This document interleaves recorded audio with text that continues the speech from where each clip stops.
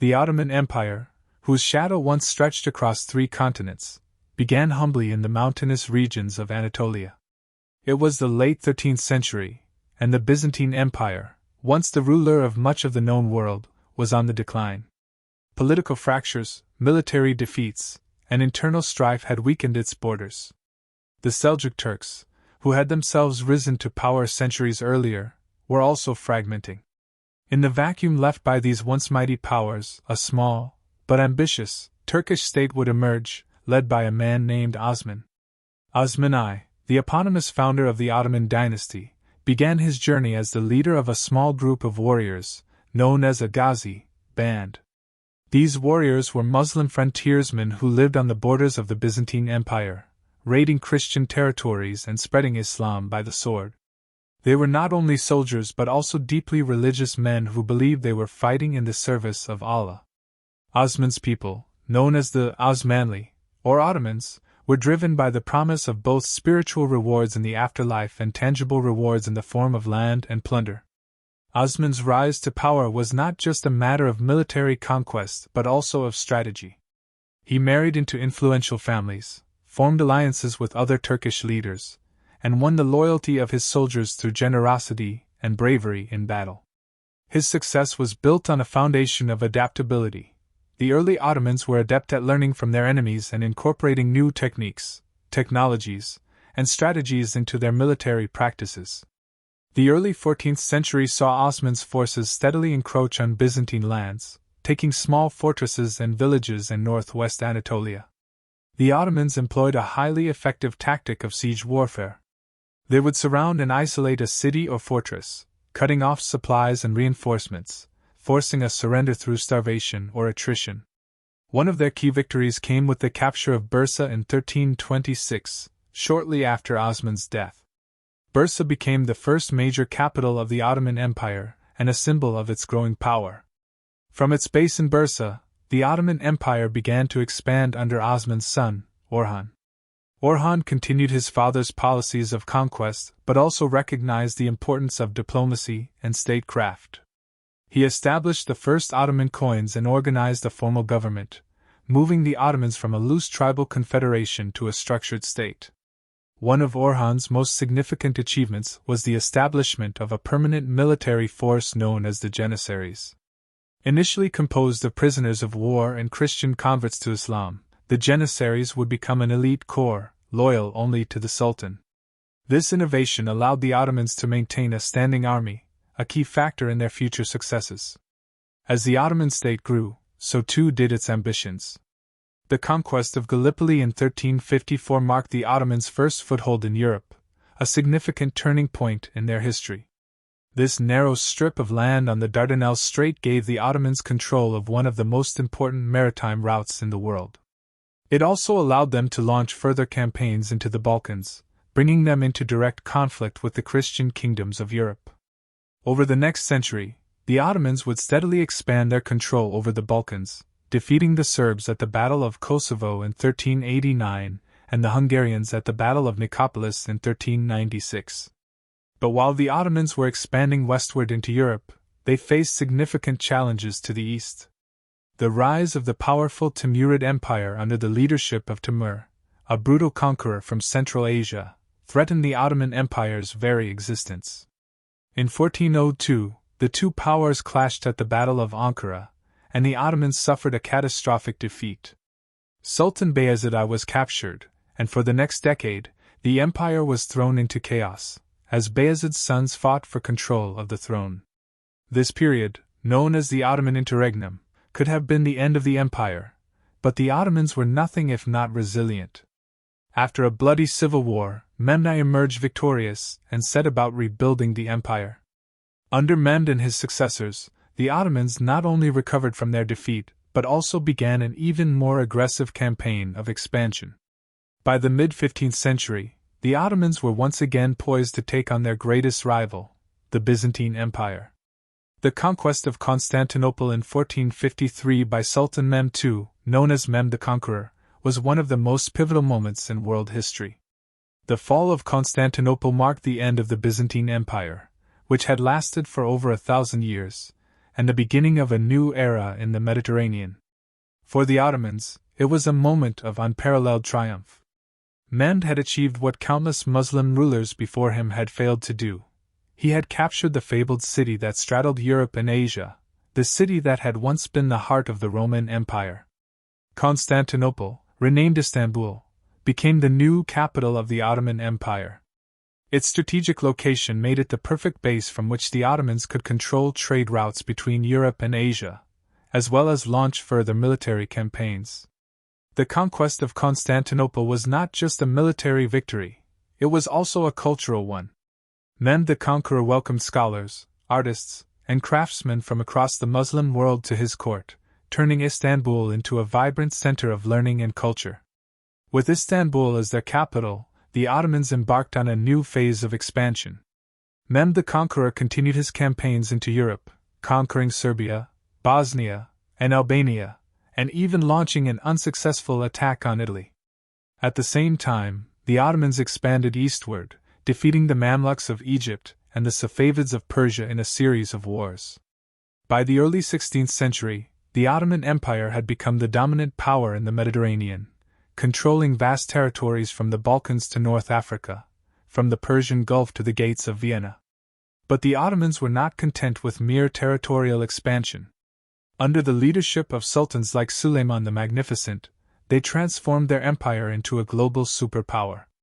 Suleiman, who ruled from 1520 to 1566, was not only a brilliant military strategist but also a visionary statesman. He reformed the empire's legal and administrative systems, ensuring that it could govern its vast territories effectively. He also patronized the arts and sciences, fostering a golden age of Ottoman culture that saw the creation of some of the most iconic works of architecture, literature, and art in the Islamic world. The rise of the Ottoman Empire was not just the result of military conquest. It was also the product of a sophisticated and flexible system of governance, a diverse and multicultural society, and a commitment to innovation and adaptation. The Ottomans were able to integrate the peoples and cultures of their empire into a cohesive whole, allowing them to maintain control over their vast territories for centuries. They adopted the best practices of their rivals, incorporating new technologies, administrative techniques, and military strategies into their own system. By the 17th century, the Ottoman Empire had reached the height of its power. It controlled vast territories in Europe, Asia, and Africa, and its capital, Istanbul, was one of the most important cities in the world. As the Ottoman Empire rose to power, one of its most significant achievements was its relentless expansion into Europe. This expansion not only reshaped the political landscape of southeastern Europe but also set the stage for centuries of conflict between Christian and Muslim powers. The Ottomans, under the leadership of Sultan Murad I and later his successors, were determined to conquer new territories and consolidate their power in the Balkans. This scene delves into the crucial period of Ottoman conquest, focusing on the key battles, strategies, and diplomatic maneuvers that allowed the empire to gain a foothold in Europe. In the mid-14th century, the Ottomans found themselves in a favorable position to expand into Europe. The Byzantine Empire, once the dominant power in the region, was in decline, weakened by internal strife and external invasions. The Balkans, a region characterized by a patchwork of small kingdoms and principalities, was ripe for conquest. The Ottomans saw this fragmentation as an opportunity to expand their influence, and began to push their borders westward.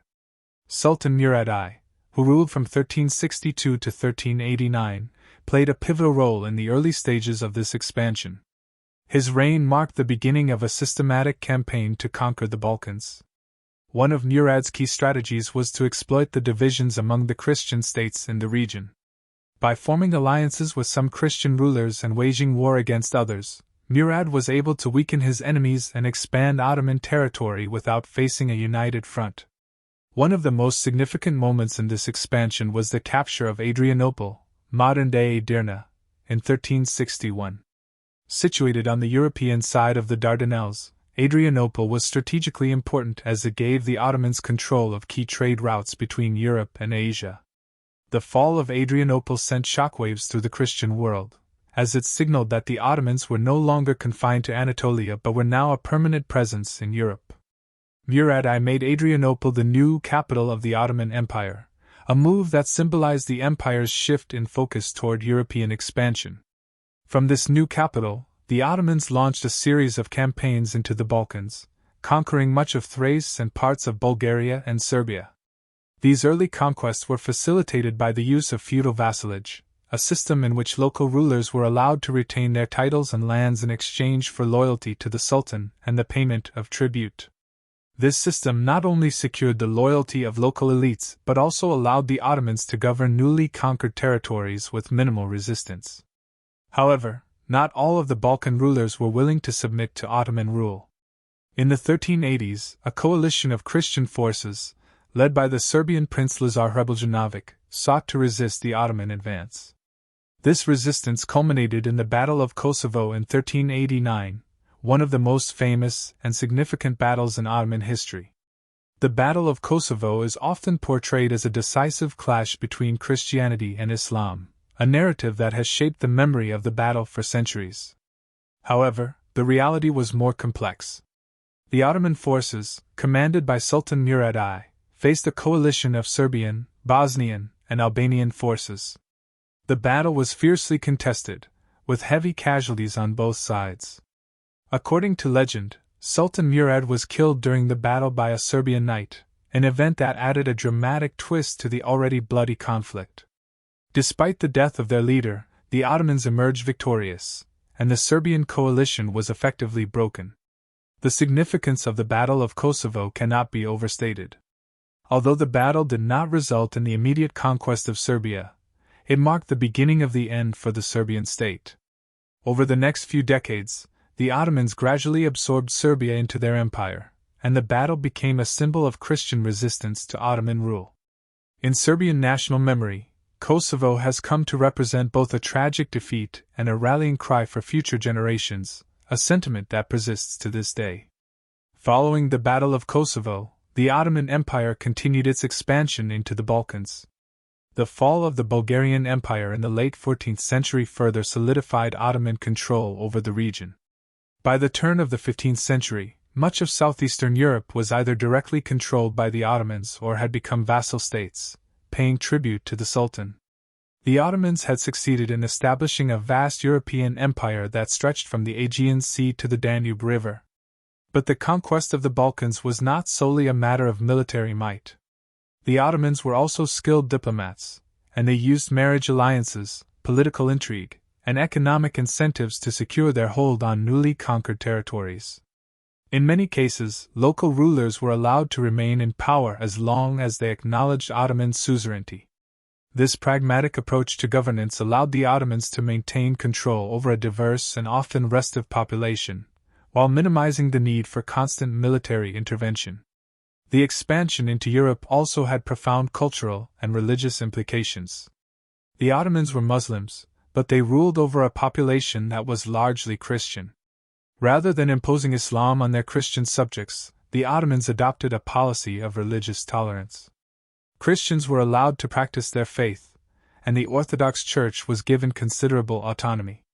In exchange, Christian communities were required to pay a special tax known as the jizya. This policy of tolerance helped to prevent large-scale rebellions and allowed the Ottomans to integrate the diverse peoples of the Balkans into their empire. However, this tolerance had its limits. While Christians were allowed to practice their religion, they were also subject to certain restrictions. They could not serve in the military or hold high political office, and their places of worship were often subject to strict regulations. Despite these limitations, many Christians found ways to thrive under Ottoman rule, particularly in the fields of trade and commerce. The Ottoman Empire, with its vast network of roads and trade routes, provided new opportunities for economic growth, and many Christian merchants and artisans prospered in the Ottoman-controlled Balkans. As the Ottoman Empire expanded into Europe, it also became increasingly enmeshed in the politics of the continent. The Ottomans formed alliances with some European powers, such as the French and the Venetians, while engaging in protracted conflicts with others, such as the Habsburgs and the Papacy. The Ottoman presence in Europe was a constant source of tension, and the empire would remain a key player in European politics for centuries to come. By the early 15th century, the Ottoman Empire had established itself as a formidable power in Europe. Its armies were among the most feared in the world, and its sultans were seen as the leaders of a new Islamic world order. The empire's expansion into Europe was far from over, but the foundations had been laid for what would become one of the largest and most powerful empires in history. One of the most defining moments in world history occurred on May 29, 1453, when the city of Constantinople fell to the Ottoman Empire. This event not only marked the end of the Byzantine Empire, which had lasted for over 1,000 years, but it also sent shockwaves throughout the Christian world, symbolizing the rise of Ottoman power and the dominance of the Muslim world in southeastern Europe and the eastern Mediterranean. The fall of Constantinople is often seen as a turning point in the history of Europe and the Middle East, representing both the end of the medieval era and the dawn of the early modern period. Constantinople, once the glittering capital of the Roman and Byzantine empires, had been in decline for centuries by the time the Ottomans set their sights on it. Situated at the crossroads of Europe and Asia, it was a city of immense strategic and symbolic importance. The Byzantines had managed to hold on to the city despite numerous attacks over the centuries, but by the 15th century, the empire was a shadow of its former self. Surrounded by Ottoman territory on all sides, Constantinople stood as an isolated Christian outpost in a sea of Muslim-controlled lands. The city's defenses were still formidable, with its massive walls that had withstood sieges for centuries, but its time was running out. Sultan Mehmed II, also known as Mehmed the Conqueror, ascended to the Ottoman throne in 1451 at the age of 19. Ambitious and determined to make his mark on history, Mehmed saw the conquest of Constantinople as the crowning achievement of his reign. He viewed the city not only as a vital strategic prize but also as a symbol of Ottoman power and legitimacy. By taking Constantinople, Mehmed believed he could claim the mantle of Roman and Byzantine emperors, establishing himself as the ruler of a vast, multicultural empire that spanned both Europe and Asia. In preparation for the siege, Mehmed II undertook a massive military buildup. He constructed a fortress, Ramil-i-Hizari, on the European side of the Bosporus, just north of Constantinople, to cut off the city from any potential reinforcements or supplies coming from the Black Sea. This fortress, combined with an earlier one on the Asian side, gave the Ottomans complete control over the straits, effectively isolating the city. Mehmed also assembled one of the largest and most advanced armies of the time, which included elite Janissary infantry, cavalry, and siege artillery. Most notably, Mehmed commissioned a massive cannon, known as the Basilica, which was capable of hurling huge stone balls at the city's walls, causing unprecedented damage. In April 1453, Mehmed II's army laid siege to Constantinople. The city, defended by the Byzantine Emperor Constantine XI and a small force of soldiers and volunteers from across Europe, was vastly outnumbered. The Byzantines hoped for aid from the Christian West, but that aid never materialized in any meaningful way. Pope Nicholas V had called for a crusade to save the city, but the Christian powers of Europe, divided by internal conflicts, were unable to mount a coordinated response in time. The siege lasted for nearly 2 months, with the Ottomans launching repeated assaults on the city's formidable walls. Mehmed's forces used a combination of artillery bombardments, sappers to undermine the walls, and naval blockades to pressure the city from all sides. Despite the overwhelming odds, the defenders managed to hold off the Ottoman army for weeks, relying on the strength of Constantinople's walls and the determination of its citizens. However, the end came swiftly. On the night of May 28, 1453, as the Ottomans prepared for their final assault, Emperor Constantine XI is said to have made a last desperate plea for divine intervention, attending a final Christian Mass in the Hagia Sophia. The next morning, the Ottoman forces launched an all-out attack on the city. Mehmed II had found a weak point in the city's defenses near the Blacherny district, where his forces managed to breach the walls. Once inside, the Ottoman troops poured into the city, overwhelming the defenders. As the Ottomans advanced, Emperor Constantine XI fought bravely on the front lines, refusing to surrender. According to legend, he cast off his imperial regalia and died fighting alongside his men, preferring death to capture. With the emperor's death, the Byzantine resistance crumbled, and the city was soon overrun. The Hagia Sophia, the greatest church in Christendom, was quickly converted into a mosque, symbolizing the city's transformation from a Christian to a Muslim capital. The fall of Constantinople was a catastrophe for the Christian world, particularly for the Eastern Orthodox Church, which had long viewed the city as the spiritual and cultural heart of Eastern Christianity. The loss of Constantinople shattered the remnants of the Byzantine Empire, leaving only a few scattered outposts under Christian control. It also marked the end of the Middle Ages and the beginning of a new era in which the Ottoman Empire would dominate much of southeastern Europe and the eastern Mediterranean for centuries to come. For the Ottomans, the conquest of Constantinople was a triumph of epic proportions. Mehmed II entered the city in triumph, proclaiming himself the new Caesar and declaring Constantinople the capital of his empire. The city, now known as Istanbul, would become the center of Ottoman power, serving as the political, cultural, and economic hub of the empire for centuries.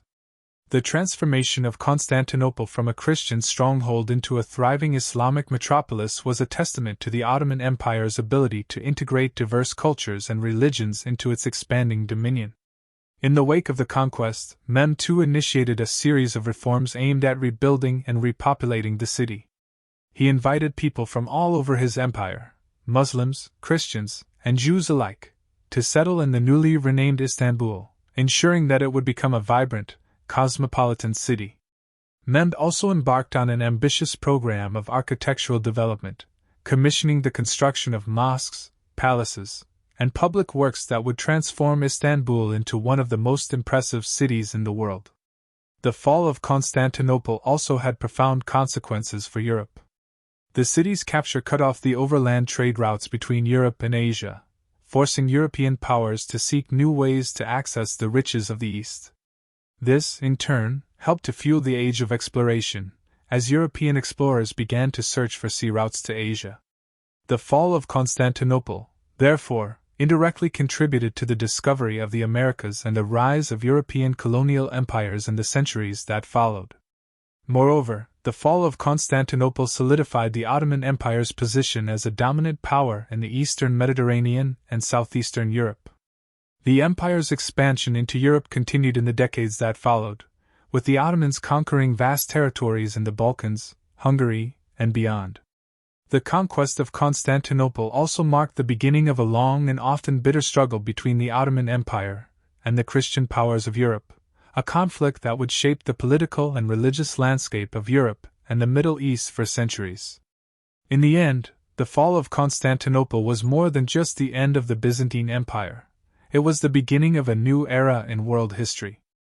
The rise of the Ottoman Empire is a tale of ambition, military brilliance, and the strategic genius of its leaders.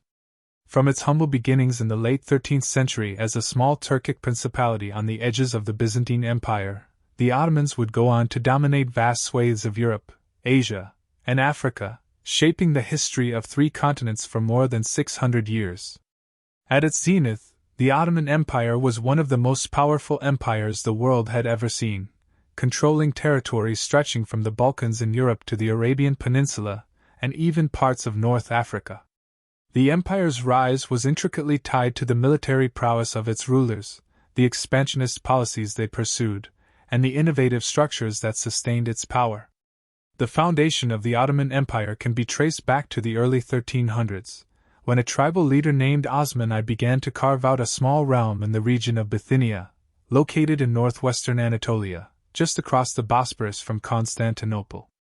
Osman, who gave his name to the Ottoman dynasty, took advantage of the weakening Byzantine Empire, which was distracted by internal strife and external pressures from the rising Mongol Empire in the east.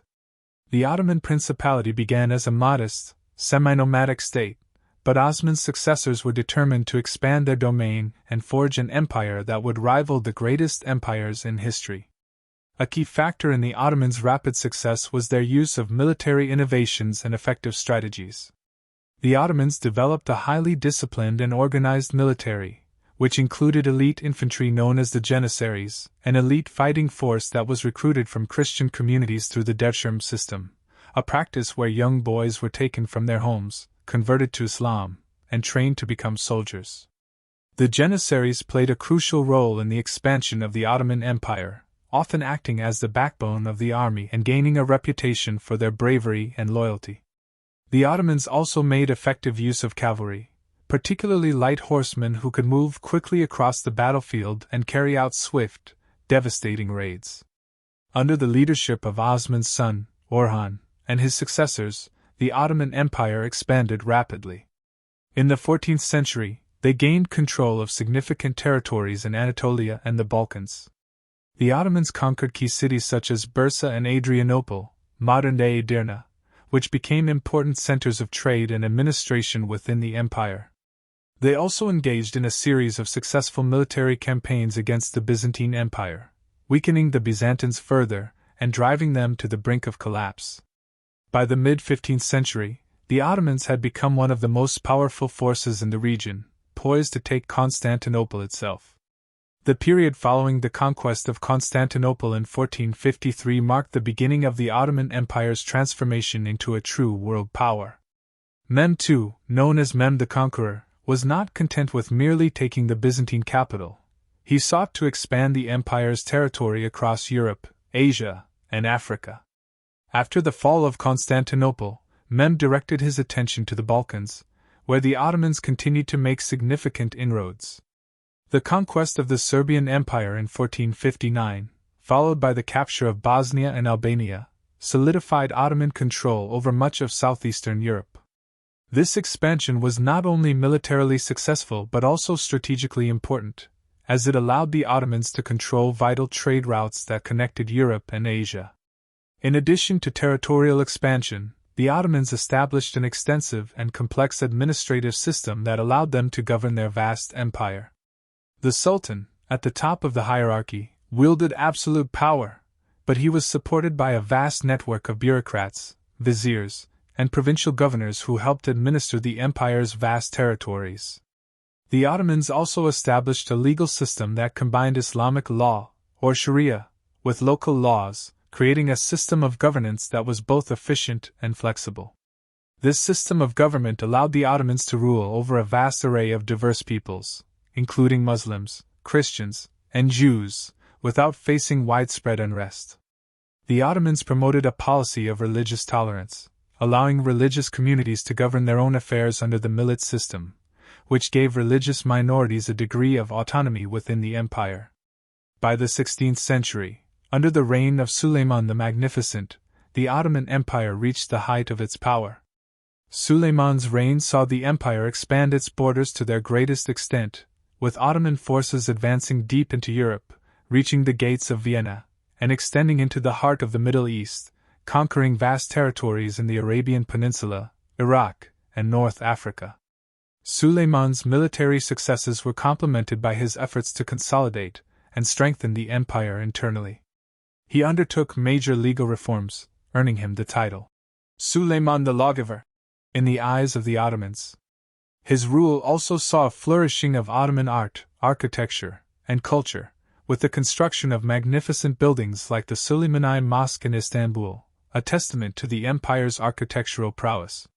The Ottomans were not just conquerors, they were also skilled diplomats and administrators. Suleiman's empire was a multi-ethnic and multilingual society, yet it remained relatively stable for centuries due to the efforts of the Ottoman state to integrate its diverse peoples. The Ottomans were adept at maintaining a balance between military conquest and cultural assimilation, allowing them to rule over a vast expanse of territory while fostering economic growth, trade, and intellectual exchange. This diplomatic and cultural engagement helped the Ottomans maintain influence in the Mediterranean and beyond, with the empire often acting as a buffer between Europe and the Islamic world. However, despite their military successes and internal stability, the Ottoman Empire faced numerous challenges as it entered the 17th century. The empire began to experience a gradual decline, due in part to the overextension of its military campaigns, the rise of nationalist movements within its provinces, and internal power struggles among the ruling elite. The empire's vast size and diversity became a double-edged sword, as managing such a large territory became increasingly difficult.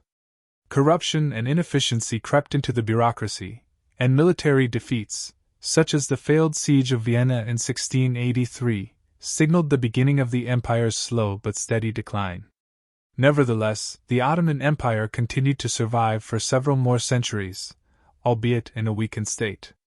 The empire faced increasing pressure from European powers, who sought to expand their own influence in the region, and from nationalist movements within its territories, which sought independence from Ottoman rule. By the 19th century, the Ottoman Empire was referred to as the sick man of Europe, a symbol of decline and stagnation. However, despite these challenges, the Ottomans remained a major power until the early 20th century, when World War I proved to be the final blow to the empire. The fall of the Byzantine Empire is a pivotal moment in history, marking the end of the ancient Roman world and the beginning of a new era dominated by the Ottoman Turks.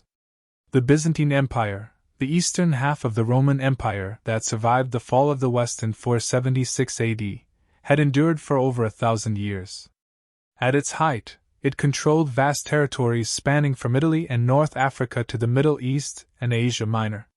However, by the mid-15th century, the Byzantine Empire had been reduced to a shadow of its former self, with the once great capital of Constantinople under siege by the forces of the Ottoman Empire. The decline of the Byzantine Empire was a slow and painful process, caused by a combination of internal strife, external threats, and economic instability. The empire had already suffered from a series of devastating invasions, including the sack of Constantinople by the Crusaders in 1204 during the Fourth Crusade. Although the Byzantines managed to reclaim their city in 1261, the damage was done. The empire was severely weakened, and it struggled to defend its borders against an expanding Ottoman Empire. By the 14th century, the Ottomans had established a strong presence in the region, gradually encroaching on Byzantine territories. Under the leadership of Sultan Orhan and later his son, Sultan Murad I, the Ottomans captured key Byzantine cities in Anatolia and the Balkans, isolating Constantinople. Despite repeated attempts to reclaim lost lands, the Byzantines were unable to halt the Ottoman advance.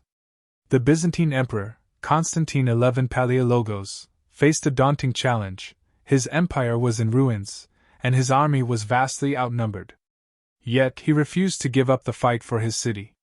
The final blow to the Byzantine Empire came in 1453, when Sultan Mehmed II, known as Mehmed the Conqueror, launched a full-scale siege of Constantinople. Mehmed, a brilliant military strategist, had ascended to the throne at a young age and was determined to expand the Ottoman Empire. He understood that capturing Constantinople was crucial to the Ottomans' long-term success, as it would provide them with a strategic foothold in Europe and enable them to control key trade routes between Asia and Europe.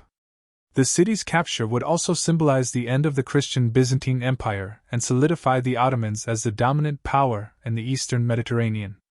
The siege began on April 6, 1453, with the Ottomans surrounding the city from all sides. Constantinople, though heavily fortified, was facing overwhelming odds. The Byzantines had only a small, poorly equipped army to defend the city, and their allies in Western Europe were unable or unwilling to provide significant assistance. To make matters worse, the Byzantine navy was no match for the Ottoman fleet, which blockaded the city's ports and prevented any reinforcements from arriving. Mehmed's army, which numbered around 80,000 men, was equipped with state-of-the-art weaponry, including massive cannons capable of breaching the city's thick walls. The Ottomans used their artillery to bombard Constantinople's defenses relentlessly, creating large breaches in the walls. The Byzantines, however, fought fiercely, hoping for a miracle. Constantine XI, along with his soldiers, rallied the defenders, but the odds were against them. Despite their determination, the Byzantines were unable to hold back the Ottoman onslaught. One of the most remarkable aspects of the siege was the involvement of a small group of Western European mercenaries, including the famed engineer Giovanni Giustiniani, who played a critical role in the defense of the city. Giustiniani, who had been hired by Constantine to help defend Constantinople, oversaw the repairs to the city's walls and helped organize the defense. However, even with his expertise and the brave efforts of the defenders, the Byzantines were unable to prevent the inevitable. After nearly 2 months of fierce fighting, the Ottomans finally breached the walls of Constantinople on May 29, 1453. The city was overrun, and the last emperor of the Byzantine Empire, Constantine XI, died fighting in the streets. The fall of Constantinople marked the end of the Byzantine Empire and the beginning of a new era in world history. The Ottomans, under Mehmed II, took control of the city and renamed it Istanbul. Mehmed's conquest of Constantinople had far-reaching consequences. The city, once the heart of Christian civilization, became the capital of the Ottoman Empire and a symbol of Islamic power. The fall of Constantinople also had significant cultural and religious implications. It effectively ended Christian dominance in the eastern Mediterranean and paved the way for the spread of Islam throughout the region. The Ottomans would go on to transform Istanbul into one of the most magnificent cities in the world, with stunning mosques, palaces, and markets that reflected their wealth and power. The fall of Constantinople also had a profound impact on Europe. The loss of the city severed the traditional land route between Europe and Asia, forcing European nations to seek alternative routes to the east. This search for new trade routes would lead to the Age of Exploration, with figures like Christopher Columbus and Vasco da Gama embarking on voyages that would reshape the world. The conquest of Constantinople also sparked the Renaissance, as Greek scholars fled to Italy, bringing with them valuable manuscripts and knowledge that would influence the development of European art, science, and philosophy. In the end, the fall of the Byzantine Empire was a tragedy for the people of Constantinople, but it was also the beginning of a new chapter in world history. The Ottomans would go on to build a powerful empire that lasted for centuries, shaping the course of history in the Middle East, Europe, and beyond. The fall of Constantinople, one of the most significant events of the medieval period, marked the end of an era but also set the stage for the rise of new powers and the creation of a new world order. The rise of the Ottoman Empire is one of the most extraordinary tales in world history, a story of ambition, military prowess, and the visionary leadership of a small Turkic tribe that grew into a world power. Founded by Osman I in the early 14th century, the empire started as one of many small Turkish principalities in Anatolia. Yet, within a few centuries, it would become one of the largest and most influential empires the world had ever seen. The Ottomans began as part of the vast Seljuk Turkic migrations into the Middle East, which had begun several centuries earlier. They established their own state on the borders of the Byzantine Empire, strategically positioned to take advantage of the region's political instability. In its early days, the Ottoman state was only a small principality, existing among a host of other Turkish beyliks, or tribes, in Anatolia. However, Osman I, the founder of the dynasty, demonstrated an exceptional military and political vision, capitalizing on the disarray of the Byzantine Empire and the weakening of the Seljuks. The key to the Ottomans' success was their military organization and strategic use of resources. Osman I's successors, particularly Orhan, his son, greatly expanded the Ottoman territories. By the mid-14th century, the Ottomans had begun to take advantage of the declining Byzantine Empire, attacking its territories in Anatolia and gradually pushing into the Balkans. Orhan's forces defeated Byzantine armies in several key battles and took control of the vital city of Bursa in 1326, turning it into the Ottoman capital and cementing their influence in the region. Following Orhan, his son Murad I continued the expansion into the Balkans, pushing westward toward Europe. By the late 14th century, the Ottoman Empire had established itself as a regional power, but it was under Sultan Mehmed II that the Ottomans would reach their greatest heights. Mehmed, who became known as the Conqueror, understood that the key to securing Ottoman dominance in both Europe and Asia was to take Constantinople, the Byzantine capital, and end the Christian presence in the East. Mehmed's conquest of Constantinople in 1453 marked the moment the Ottoman Empire truly solidified its dominance in the Mediterranean world. But the empire did not stop there. Over the next century, the Ottomans expanded across 3 continents, including parts of Europe, Asia, and Africa. From the gates of Vienna to the shores of North Africa, the Ottoman Empire rapidly became a transcontinental power. The Ottomans ruled over an ethnically diverse population, consisting of Turks, Arabs, Greeks, Serbs, and many others. The Ottoman sultans presided over a highly centralized administration and a sophisticated legal system that blended Islamic law with local traditions. The empire's strategic location made it a crucial player in global trade. The Ottomans controlled the vital trade routes between Europe and Asia, including the overland Silk Road and the sea routes through the Mediterranean and Red Sea. As such, the Ottomans became intermediaries between East and West, facilitating the exchange of goods, ideas, and culture. Under the rule of Suleiman the Magnificent, the Ottoman Empire reached its zenith, both in terms of territorial extent and cultural achievements. Suleiman's reign in the 16th century saw the empire's territory stretch from the heart of Europe to the Arabian Peninsula, and from the North African coast to the gates of Persia. He was a reformer, overseeing the legal codification that would bear his name, as well as patronizing the arts, architecture, and science. The most famous of his architectural projects is the Süleymaniye Mosque in Istanbul, an enduring symbol of Ottoman grandeur. Yet, even at the height of its power, the Ottoman Empire faced challenges. The empire was a multi-ethnic and multi-religious entity, and while the sultans were able to maintain a degree of cohesion through centralized authority and tolerance of different cultures and religions, tensions began to arise as the empire grew larger. The challenges of governing such a vast and diverse empire placed strains on the Ottoman system, and the empire began to experience internal struggles and military setbacks. The Ottomans were also facing increased pressure from European powers, particularly in the Mediterranean, where the Spanish and Portuguese were expanding their empires in the New World. Additionally, the rise of the Habsburgs in Central Europe and the threat of Russia to the empire's eastern frontiers further strained Ottoman resources. The empire had to deal with external threats while also navigating internal divisions, leading to a series of wars and revolts that would weaken its hold over its far-flung territories. Despite these challenges, the Ottomans managed to maintain their status as a world power for several centuries. Their control over vast territories, their powerful military, and their ability to balance a complex system of governance allowed them to survive well into the modern age. However, by the 19th century, the empire had entered a period of gradual decline. The economic and military competition from European powers, coupled with rising nationalism within their territories, led to a gradual weakening of Ottoman control. The Ottoman Empire's decline culminated in its eventual disintegration after World War I. The empire sided with the Central Powers during the war, but the defeat of Germany and Austria-Hungary spelled disaster for the Ottomans.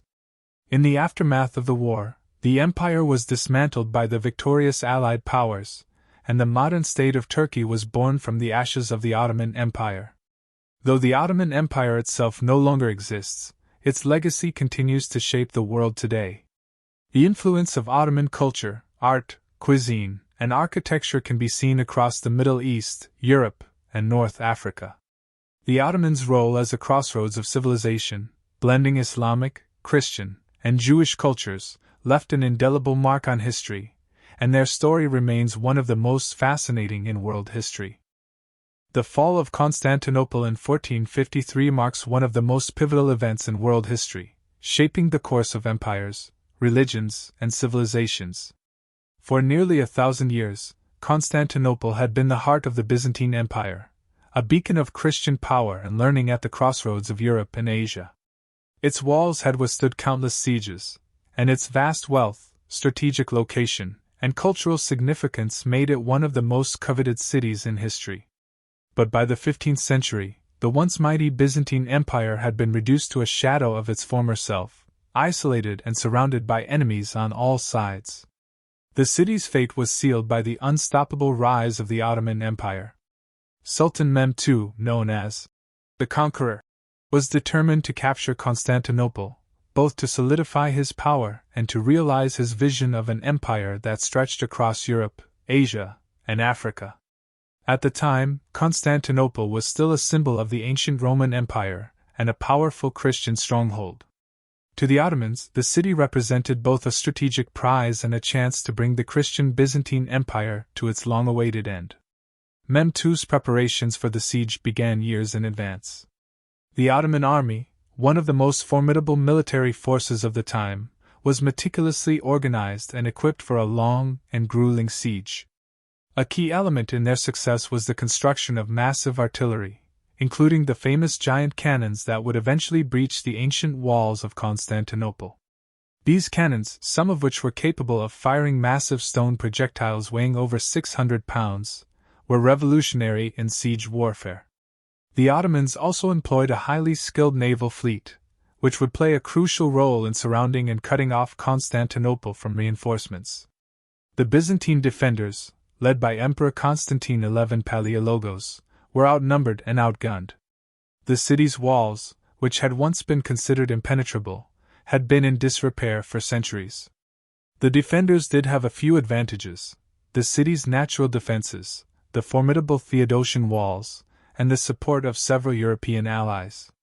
However, these advantages were not enough to hold back the Ottomans, who had one of the most modern and effective armies in the world. As the siege dragged on, the inhabitants of Constantinople suffered greatly. Food supplies dwindled, and morale among the defenders began to falter. The Byzantine Empire had once been a powerful entity, but by the mid-15th century, it was nothing more than a shadow of its former glory. The city was isolated, surrounded by Ottoman forces on land and sea, and unable to receive help from its allies, who were more focused on their own political struggles. Despite desperate pleas for assistance, no substantial help arrived from the West. The Pope and European powers were preoccupied with other matters, including conflicts with the growing power of the Ottomans in the Balkans. Pope Nicholas V did make some efforts to organize aid, but the Byzantine Empire's long-standing divisions with the Catholic Church, particularly over the issue of religious authority, made it impossible to muster significant support. By the middle of May 1453, the Ottomans were ready for the final assault. The giant cannons, which had been firing at the walls for weeks, had made significant breaches in the Theodosian walls. On May 22, the Ottomans launched their full-scale attack. The defenders fought valiantly, but the overwhelming power of the Ottoman forces soon became apparent. The walls were breached, and Ottoman soldiers poured into the city, engaging in brutal street fighting. Emperor Constantine XI, realizing the hopelessness of the situation, led a last stand at the city gates, rallying his troops in a desperate attempt to hold the Ottomans back. But despite his courage, Constantinople was doomed. The city fell on May 29, 1453, and with it, the Byzantine Empire came to an end. The fall of Constantinople had far-reaching consequences for both Europe and the Ottoman Empire. For the Ottomans, it marked the beginning of a new era of dominance. Mehmed II's victory was celebrated as a triumph of Islam and Ottoman military prowess. The conquest of Constantinople also allowed the Ottomans to establish a new capital, Istanbul, which would become the center of the Ottoman Empire for centuries to come. Mehmed II sought to transform the city into a beacon of Islamic culture, architecture, and learning, building mosques, schools, and hospitals, and welcoming scholars from across the Islamic world. For Europe, the fall of Constantinople was a devastating blow. It marked the end of the Eastern Roman Empire and the loss of a vital cultural and religious symbol. It also created a significant shift in the balance of power in the Mediterranean. The Ottomans now controlled one of the most important trade routes between Europe and Asia, a strategic advantage that would prove essential in their future expansion. The fall of Constantinople also sparked a renewed sense of urgency in Europe, particularly among the Catholic powers, who would come to view the Ottoman Empire as a major threat to Christendom. One of the most immediate effects of the fall of Constantinople was the migration of Greek scholars and intellectuals to the West. Fleeing the city's destruction, many scholars brought with them priceless ancient Greek manuscripts, including works of philosophy, history, and science that had been lost to the West for centuries. This influx of knowledge played a significant role in the Renaissance, a period of cultural and intellectual rebirth in Europe. The Ottomans' conquest of Constantinople also had a profound impact on the history of Christianity. For the Eastern Orthodox Church, the fall of Constantinople marked the loss of its greatest center of power and influence. The sacking of the city was a traumatic event for Orthodox Christians, who saw the fall as the end of their imperial and religious aspirations.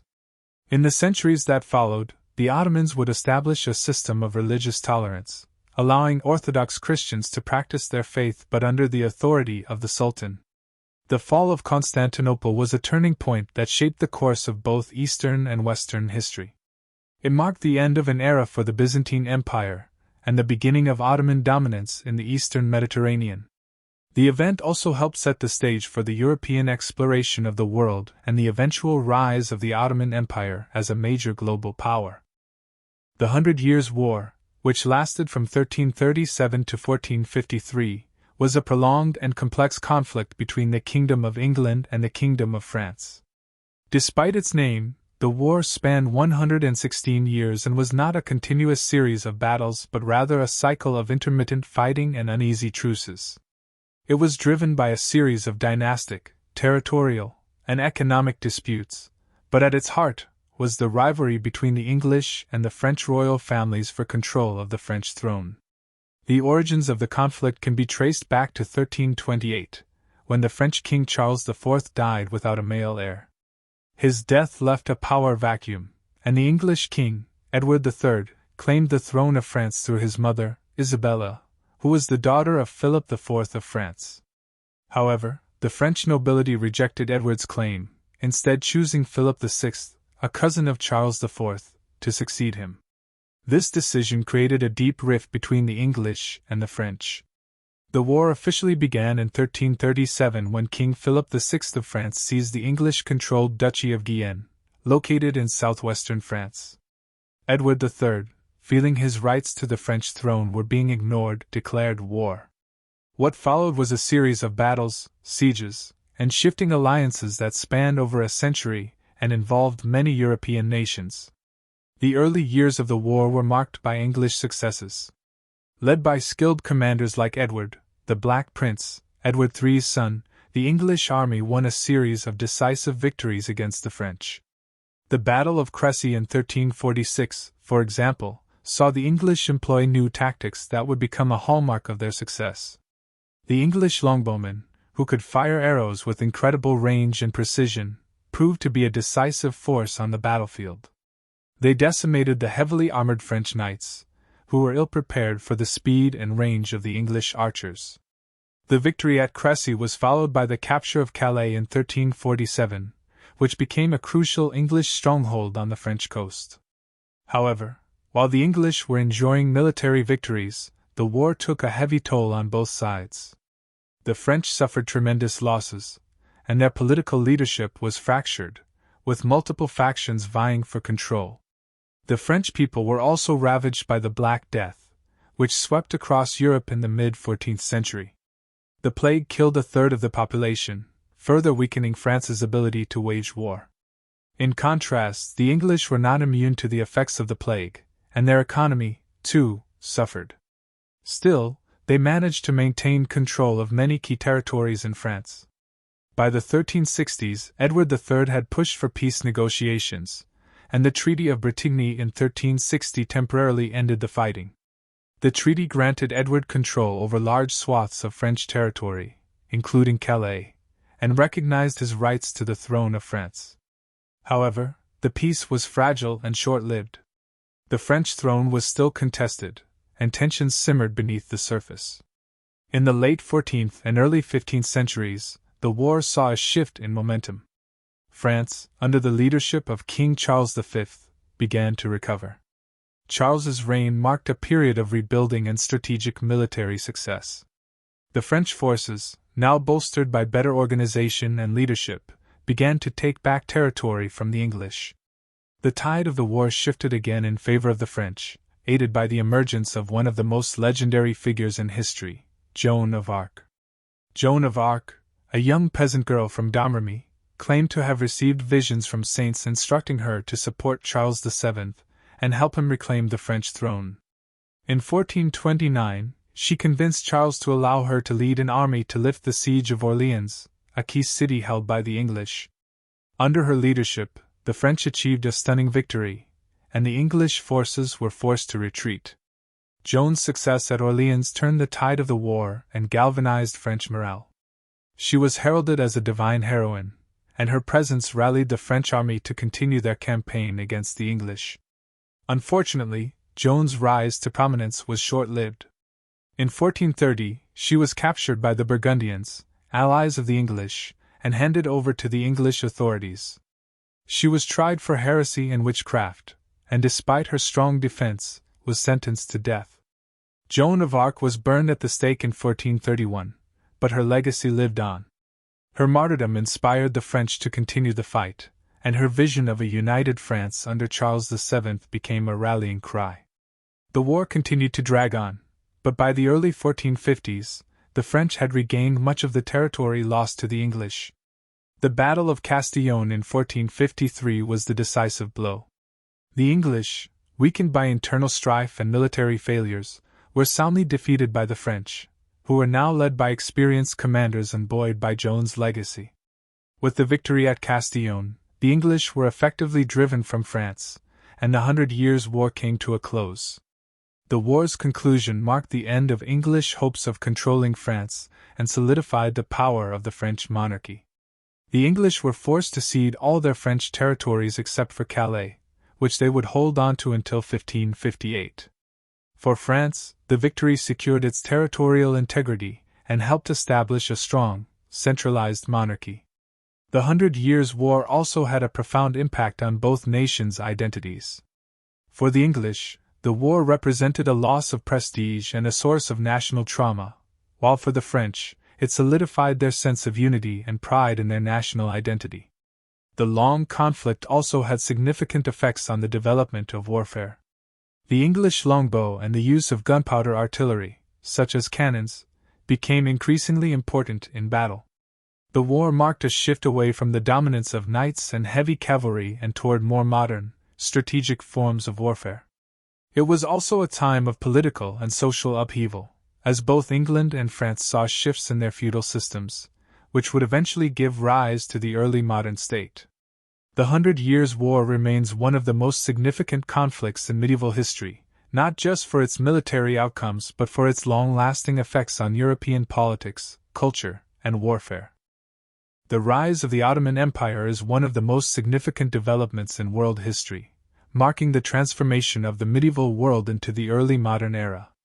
Spanning over 6 centuries, the Ottoman Empire became one of the most powerful and enduring empires, its influence stretching across 3 continents.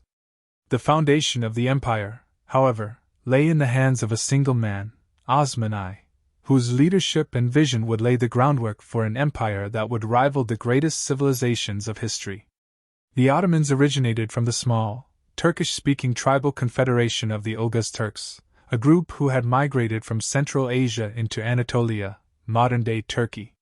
During the 13th century, the region was a patchwork of small, fractured principalities, many of which were under the suzerainty of the Seljuk Sultanate of Rum. However, with the weakening of the Seljuk Sultanate and the invasion of the Mongols, the political vacuum allowed for the emergence of new powers. It was during this time, around 1299, that Osman I declared independence from the Seljuk Sultanate, establishing his own principality in the region of Bithynia, in northwestern Anatolia. Osman's early military successes, combined with his ability to unite various Turkish tribes, set the foundation for what would become the Ottoman Empire. He was a gifted leader, and his military campaigns were marked by strategic brilliance, which allowed him to secure territory against the Byzantine Empire, which was at its weakest. The Byzantine Empire, once a formidable force, was now in decline. The Eastern Roman Empire, as it was also known, was struggling with internal divisions and external pressures, particularly from the rising Turkish forces in Anatolia and the Mongol invasions. By the mid-14th century, the Ottomans had begun expanding into Byzantine territory, and the fall of several Byzantine cities marked the early stages of Ottoman territorial gains. In 1354, the Ottomans crossed into Europe for the first time, capturing Gallipoli, a critical port on the European side of the Dardanelles Strait. This move effectively established the Ottoman foothold in Europe. The rise of the Ottomans was not just a military story, it was also a story of cultural and religious expansion. The Ottomans were Muslim, and their expansion was intertwined with the spread of Islam. However, the Ottomans, unlike some other empires of their time, were relatively tolerant of other religions.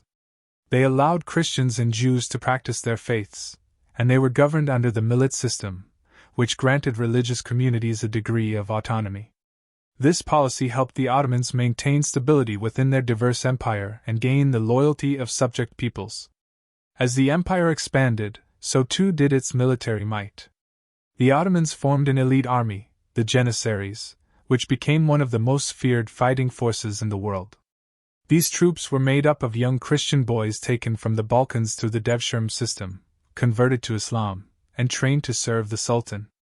The Janissaries were loyal to the Sultan alone, and their discipline and tactics made them highly effective in battle. The Ottoman Empire reached a major turning point in 1453, when Sultan Mehmed II, also known as Mehmed the Conqueror, laid siege to the Byzantine capital of Constantinople. The fall of Constantinople was one of the most significant events in world history. For centuries, the Byzantine Empire had stood as the last remnant of the ancient Roman Empire. Its capital, Constantinople, was a center of Christianity, culture, and learning. But in May 1453, after a 53-day siege, the Ottomans breached the city's walls and captured it. The fall of Constantinople marked the end of the Byzantine Empire and solidified the Ottoman Empire as the dominant power in southeastern Europe and the eastern Mediterranean. Mehmed II transformed Constantinople into his new capital, Istanbul, and set about rebuilding the city into a grand center of culture, religion, and trade. He also took steps to strengthen the Ottoman state, implementing legal and administrative reforms that would enable the empire to function more efficiently as it expanded. The 16th century saw the Ottoman Empire reach its peak under the leadership of Suleiman the Magnificent. Suleiman, who reigned from 1520 to 1566, expanded the empire's territory to its largest extent, stretching from the gates of Vienna in the west to the Persian Gulf in the east, and from North Africa in the south to the Crimea in the north. Suleiman was known not only for his military conquests but also for his contributions to law, the arts, and architecture. He codified the legal system, promoted cultural and intellectual growth, and commissioned the construction of impressive buildings, such as the Süleymaniye Mosque in Istanbul, designed by the famous architect Mimar Sinan. Under Suleiman, the Ottomans became the dominant power in both Europe and the Middle East. The empire controlled critical trade routes between Asia and Europe and possessed a formidable navy, which enabled it to dominate the Mediterranean Sea. Suleiman's reign also marked the height of Ottoman influence in the Balkans, where the empire had established control over much of southeastern Europe. However, the Ottoman Empire, like all great empires, began to face challenges by the end of the 16th century. The empire was vast and diverse, and governing such a large and heterogeneous territory proved difficult. Additionally, military defeats, such as the failed siege of Vienna in 1683, began to signal the beginning of a slow decline. The rise of European powers, particularly Russia, Austria, and the Habsburgs, further undermined the Ottomans' territorial control. Despite these challenges, the Ottoman Empire remained a major political, cultural, and military force for centuries. The empire lasted until 1922, when it was formally dissolved following World War I. The legacy of the Ottomans, however, continues to be felt in the modern world. Their influence on architecture, culture, and politics is still evident in the countries that were once part of their empire. The rise and fall of the Ottoman Empire is a tale of military conquest, cultural exchange, religious tolerance, and political intrigue. It is a story of one of history's greatest empires, whose power and influence shaped the course of history for over 6 centuries. The Ottoman Empire, which once stood as one of the mightiest forces in the world, gradually began to decline over the course of the 17th and 18th centuries. The reasons for this decline are complex and multifaceted, involving both internal struggles and external pressures. From military defeats to the rise of nationalist movements and the encroachment of European powers, the empire's fall was a slow and painful process. By the early 17th century, the Ottomans faced significant military defeats, most notably the Battle of Lepanto in 1571, where the Ottoman navy was decisively defeated by a coalition of European powers led by Spain and Venice. This marked the beginning of a decline in Ottoman naval power, which had been a key strength of the empire for centuries. The Ottomans were also losing ground on land, with major defeats against the Habsburgs in the wars over the control of Hungary, as well as setbacks in the east against the Safavid Persians. One of the primary factors in the decline of the Ottoman Empire was the weakening of its military prowess. The Janissaries, once the backbone of the Ottoman military, had become increasingly corrupt and ineffective. The Devshirme system, which had originally allowed the Ottomans to recruit young Christian boys and convert them into loyal soldiers, was no longer as effective, and the Janissaries began to wield considerable political power, often meddling in the empire's internal affairs. The once disciplined and elite army was now a shadow of its former self, plagued by internal strife and political infighting. By the late 17th century, the Ottomans could no longer maintain the same level of military dominance they had once enjoyed, and their empire started to shrink, both territorially and economically. The failure to keep pace with European technological advances, particularly in terms of military strategy and weaponry, also contributed to their inability to defend their vast empire. At the same time, Europe was undergoing rapid changes. The rise of powerful nation-states such as Britain, France, and Russia shifted the balance of power in Europe, and these states began to encroach on Ottoman territory. The Treaty of Karlowitz in 1699, which marked the end of the Austro-Ottoman Wars, forced the Ottomans to cede large portions of Hungary and other territories in Europe. Over the course of the 18th century, the empire was pushed further back, losing land to Austria, Russia, and Persia. Internally, the empire also struggled with political instability. The sultans, once powerful and respected rulers, had become increasingly ineffective. The empire's political system, based on patronage and dynastic rule, was struggling to cope with the demands of governing such a large and diverse empire. As the sultans lost their grip on power, local leaders began to assert their independence, leading to regional rebellions and the further fragmentation of the empire. The 19th century saw the rise of nationalism, which further destabilized the empire. Various ethnic and religious groups within the Ottoman Empire began to seek independence or autonomy, and movements for national self-determination spread across the Balkans, the Arab world, and North Africa. The Greek War of Independence, 1821–1830, was one of the earliest and most significant manifestations of this trend, resulting in the loss of Greece to the Ottoman Empire. Similarly, the Arab revolts of the early 20th century began to unravel Ottoman control in the Middle East. The Industrial Revolution in Europe also left the Ottoman Empire in the dust. While European powers were building empires and establishing global dominance through industrialization and innovation, the Ottomans remained largely agrarian, with a feudal economy and outdated infrastructure. The lack of modernization in the military, economy, and administration became increasingly apparent as European powers colonized much of the world, further weakening the Ottoman position. By the time of World War I, the Ottoman Empire was often referred to as the sick man of Europe, a term that reflected the empire's deteriorating health and its inability to keep up with the modern world. The Ottomans, once powerful and respected, were now viewed as an anachronism in the global order. Despite efforts to modernize and reform during the Tanzimat period, 1839–1876, which aimed to introduce legal and administrative reforms, the empire could not prevent its eventual collapse. During World War I, the Ottoman Empire sided with the Central Powers, hoping to reclaim some of its lost territories and restore its former glory. However, the war proved to be disastrous for the Ottomans. The empire faced military defeat on multiple fronts, and the internal instability worsened. The Arab revolts, fueled by British and French support, further sapped the empire's strength. The defeat of the Ottoman Empire in the war, coupled with the harsh terms of the Treaty of Sèvres in 1920, marked the final blow to the empire. The Treaty of Sèvres was a humiliating settlement that dismantled the Ottoman Empire, carving out vast territories for the victorious European powers and leaving the Ottomans with only a small portion of Anatolia. However, the treaty was never fully implemented. The Turkish War of Independence, led by Mustafa Kemal Atatürk, broke out shortly after the treaty was signed.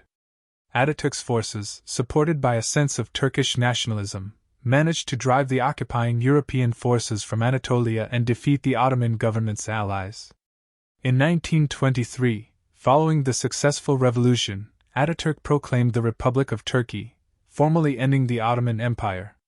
The last Ottoman Sultan, Mehmed VI, was deposed, and Turkey embarked on a new path as a secular republic, with significant reforms that modernized the country and severed its imperial past.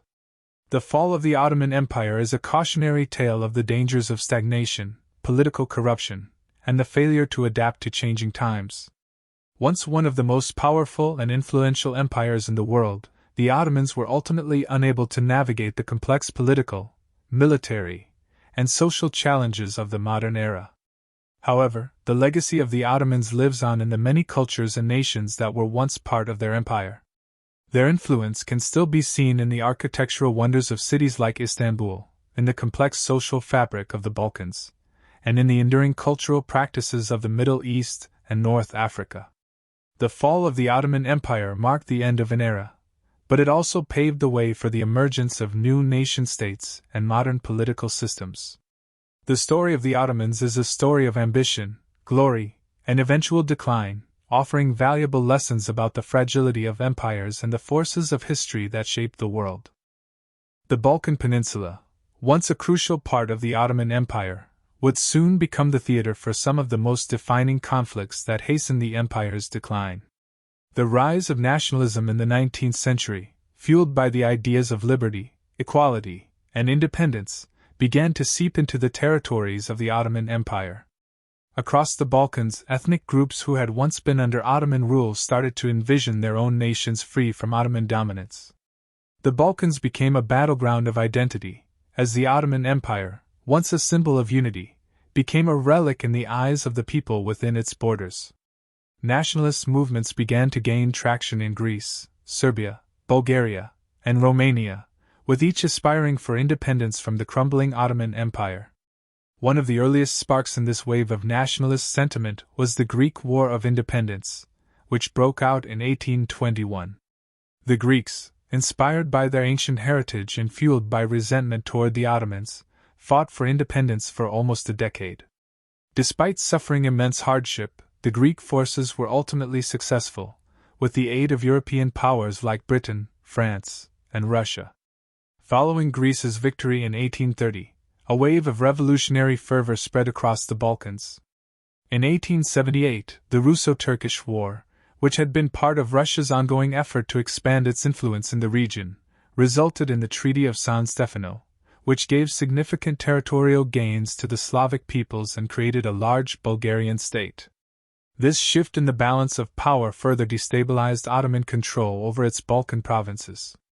The Balkan Wars, which took place between 1912 and 1913, marked another critical moment in the Ottoman Empire's collapse.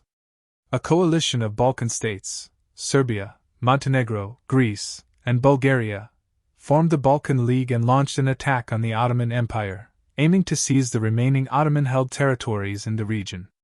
The First Balkan War was a devastating blow to the Ottomans, who lost almost all of their European possessions, with the exception of Istanbul and a small area surrounding it. However, the subsequent Second Balkan War, which broke out in 1913, further contributed to the empire's decline. The once cohesive Ottoman territories in Europe were fragmented beyond recognition, and the empire's strategic and economic grip on the region was diminished irreparably. This marked the final blow to Ottoman authority in the Balkans, setting the stage for the eventual dissolution of the empire. At the same time, European powers began to eye the Ottoman territories in the Middle East and North Africa, sensing an opportunity to carve up the remains of the empire and extend their own imperial ambitions. The stage was set for the final act in the Ottoman Empire's long and complex history, with its military failures, loss of territory, and nationalist uprisings leading to its inevitable demise. As the Ottoman Empire collapsed, the Balkans became a breeding ground for nationalistic movements and ethnic tensions. Ethnic groups that had once been part of the Ottoman Empire found themselves thrust into the complex politics of the modern world, with new national borders and identities being drawn by European powers. The legacy of the Ottoman Empire lived on in the fractured states of the Balkans, where the historical scars of Ottoman rule would continue to shape the region for decades to come. The First World War, 1914 to 1918, was the final chapter in the story of the Ottoman Empire. By the time the war erupted, the Ottoman Empire had already lost most of its European territories and was facing serious internal challenges. The Ottomans, now referred to as the sick man of Europe, were struggling to maintain their dominance, and their ability to defend their vast empire was in question. As Europe's great powers, Britain, France, and Russia, aligned against Germany, the Ottoman Empire made the fateful decision to join the Central Powers, hoping that an alliance with Germany would help them reclaim lost territories and restore their strength. However, this decision proved to be disastrous for the Ottomans. Throughout the war, they found themselves fighting on multiple fronts, facing military defeats on all sides. In the Middle East, the Ottomans were pushed back by British and Arab forces, with the British successfully taking control of key strategic locations such as Baghdad, Jerusalem, and Damascus. The Arab revolt, led by figures like Lawrence of Arabia, further weakened Ottoman control over the region. The Ottoman forces struggled to maintain their positions, as the British and their Arab allies advanced into Ottoman-controlled territories, eventually leading to the collapse of the Ottoman presence in the Arab world. Meanwhile, in the Caucasus, the Ottomans faced a fierce campaign against Russian forces, which, despite setbacks early on, eventually overwhelmed the Ottomans and forced them to retreat from the region. On the Western Front, the Ottomans were unable to break through the stalemate of trench warfare and were consistently outclassed by the better-equipped forces of the Allied powers. The Ottoman economy also suffered terribly as a result of the war, further weakening their already fragile state. By the end of the war in 1918, the Ottoman Empire had been defeated.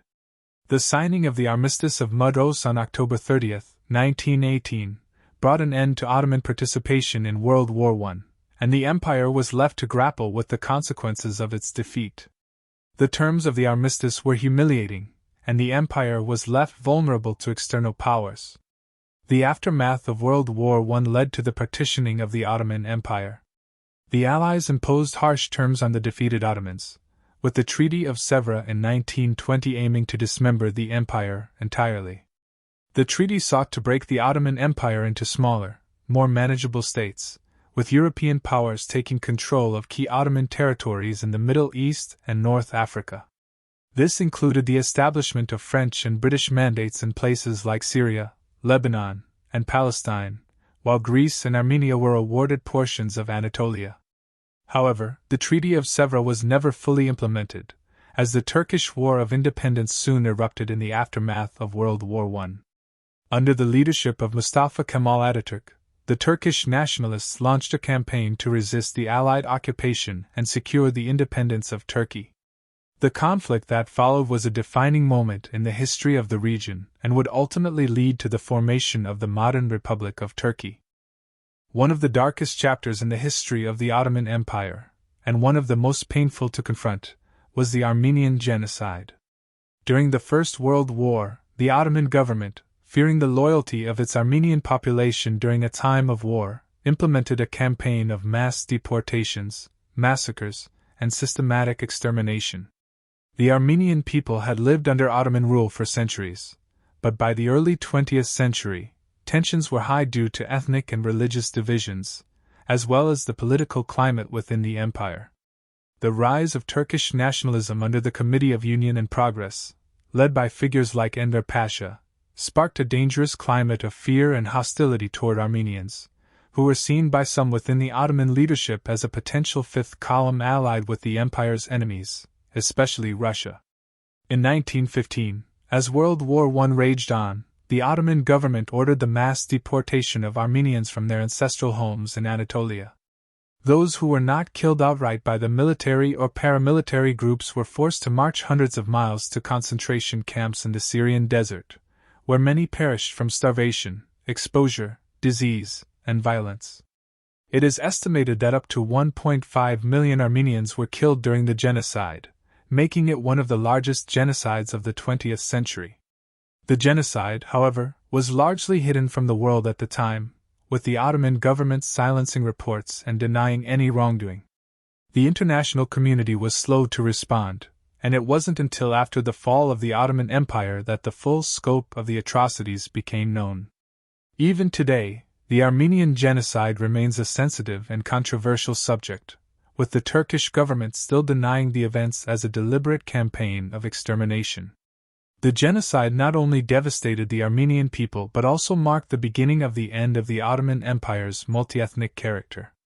The Ottoman Empire, which had once prided itself on its ability to rule over diverse peoples and cultures, became a symbol of oppression and violence in the eyes of many of its former subjects. The legacy of the Armenian genocide still casts a long shadow over the modern history of the Middle East and the relationship between Turkey and Armenia. The Ottoman Empire's final chapter was written with the rise of the Turkish War of Independence, 1919 to 1923. The collapse of the empire following its defeat in World War I, combined with the harsh terms imposed by the Treaty of Sèvres, left the remnants of the empire fragmented and vulnerable to foreign occupation. The Allies sought to carve up the Ottoman territories, with Greece, France, and Britain claiming various parts of the empire. The Treaty of Sèvres essentially dismantled the Ottoman state, but it failed to account for the will of the Turkish people themselves. In the wake of the armistice and the empire's disintegration, a new leader emerged to lead the resistance against foreign occupation. Mustafa Kemal Atatürk, a former military officer and the hero of Gallipoli, became the central figure in the nationalist movement that would culminate in the creation of a new republic. Atatürk's leadership was vital in rallying the Turkish people, especially those disillusioned by the defeat and the partitioning of their land. The journey toward independence began in 1919, when Atatürk organized a national congress in Sivas, calling for unity and resistance against the Allies' occupation of Ottoman territories. The warlords and politicians who had once held power within the Ottoman Empire were sidelined, and Atatürk's new vision for Turkey began to take shape. Atatürk rejected the Treaty of Sèvres, which aimed to carve up Anatolia and leave the Turks with little land to call their own. Over the course of the next few years, the Turkish nationalists faced multiple challenges. The Greek forces advanced into Anatolia, and French and Italian troops occupied parts of the country.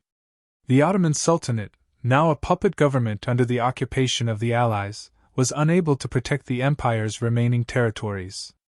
But Atatürk's forces, made up of regular soldiers and civilian volunteers, began to push back against the invaders. Despite facing an uphill battle, Atatürk managed to rally the Turkish people around the cause of independence, framing it as a national struggle for survival. In 1922, after a series of key victories, the nationalist forces finally drove the Greeks out of Anatolia, forcing them to retreat to the Aegean coast. The victory in the Battle of Sakarya in 1921 and the subsequent capture of Smyrna, now Izmir, in 1922 marked the end of Greek ambitions in Asia Minor and sealed the fate of the Ottoman Empire's colonial legacy in the region. The War of Independence culminated in the Treaty of Lausanne in 1923, which recognized the borders of the new Republic of Turkey and effectively ended the last remnants of Ottoman sovereignty. In October 1923, Atatürk officially declared the establishment of the Republic of Turkey, and he became its first president. The Ottoman Sultanate was abolished, and the monarchy, which had ruled for over 6 centuries, was dissolved.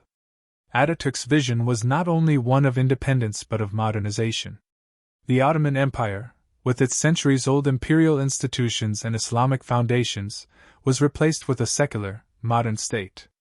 Atatürk instituted sweeping reforms in education, law, language, and culture, many of which sought to break with the Ottoman past and establish a new identity for Turkey. The new republic embraced Western ideals of governance, including democracy, secularism, and nationalism. While the Turkish War of Independence had secured the nation's sovereignty, the impact of Atatürk's reforms reverberated throughout Turkish society. The once diverse, multi-ethnic Ottoman Empire was replaced by a nation-state of homogeneous Turkish identity. The remnants of the empire's diverse religious and ethnic communities, such as the Armenians, Greeks, and Kurds, were marginalized or expelled from the new nation. The Ottoman legacy, which had long represented a multicultural empire, gave way to a more monolithic vision of Turkish nationalism. Ataturk's legacy is still deeply felt in Turkey today. His vision of a modern, secular, and independent Turkey reshaped the course of Turkish history, and his influence continues to guide the nation. The fall of the Ottoman Empire gave rise to the modern Turkish state, but it also marked the end of an era that had shaped the course of world history for centuries. The fall of the Ottoman Empire was not merely the collapse of a political entity, it was the end of an era that spanned over 6 centuries. The legacy of the Ottomans is one that has left indelible marks on the world's cultural, political, and social landscapes. The empire's reach stretched across 3 continents, influencing regions from the Middle East to Europe, and North Africa to parts of Asia. Perhaps one of the most enduring aspects of the Ottoman Empire was its governance. The Ottomans built a system that allowed for a diverse array of peoples, religions, and cultures to coexist within its vast territories. The millet system, which gave autonomy to various religious communities, is often cited as an example of the Ottomans' ability to manage a pluralistic society. This system helped maintain relative stability within the empire for centuries, despite the many challenges it faced. Culturally, the Ottomans contributed enormously to art, architecture, literature, and science. Ottoman architecture, exemplified by the majestic mosques, palaces, and bridges of Istanbul, has had a lasting influence on Islamic and world architecture. The iconic Hagia Sophia, originally built as a Christian church, later transformed into a mosque under Ottoman rule, and remains one of the world's most famous landmarks. Ottoman art, characterized by intricate tile work, calligraphy, and textiles, still influences design to this day. Similarly, the Ottomans were patrons of literature and scholarship, with many works from the period still being studied today. However, the Ottoman legacy is not without its darker chapters. The empire's decline in the 19th and early 20th centuries was marked by brutal conflict, forced population movements, and genocide. The Armenian genocide, in particular, remains a deeply painful chapter in the empire's history and a point of contention between Turkey and Armenia to this day. The collapse of the Ottoman Empire also led to the creation of new states in the Middle East and the Balkans, many of which have struggled with political instability, ethnic conflicts, and border disputes in the years since. The modern Middle East, in many ways, is a product of the Ottoman Empire's disintegration.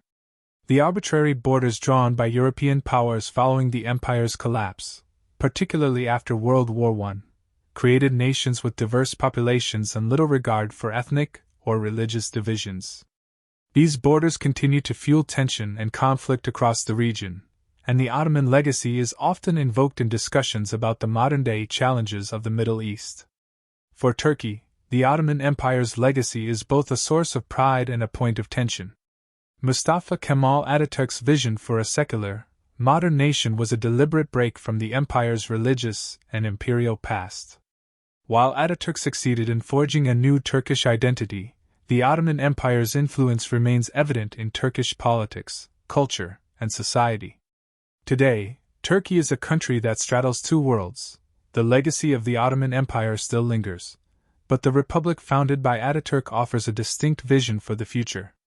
As we look back on the Ottoman Empire, we see a story of rise, glory, and ultimate fall, a tale that spans over 6 centuries of conquest, diplomacy, culture, and conflict. The Ottoman Empire, once a world power, is now relegated to the annals of history, but its impact on the world is undeniable. From the grandeur of its capital in Istanbul to the struggles faced by its successor states, the Ottoman Empire's legacy lives on, shaping the world in ways both profound and painful.